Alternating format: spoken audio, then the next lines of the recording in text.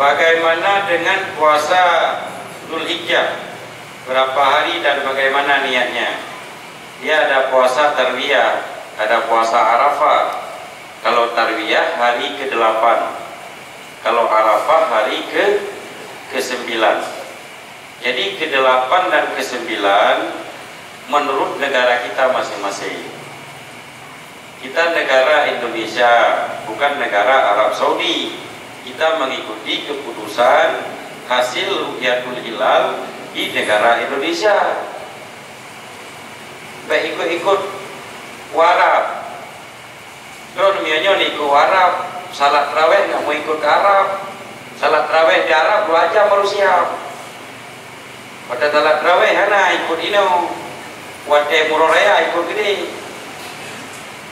Jadi kita masing-masing berada di negara kita masing-masing, dan di negara kita pun ada tim Ru'yatul Hilal.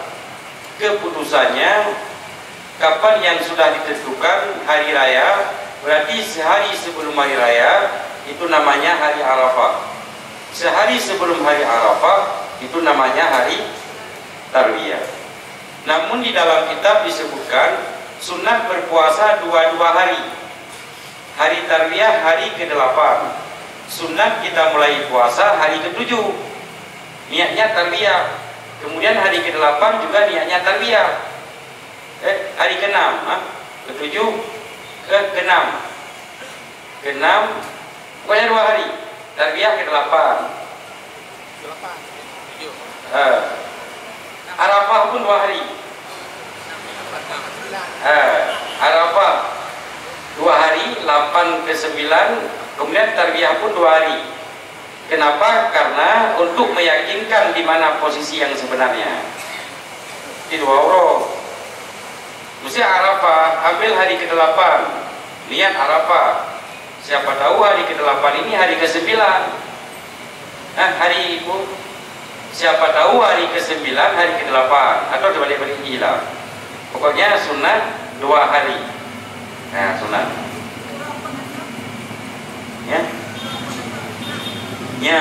Jumat, Sabtu, Minggu kalau raya kan.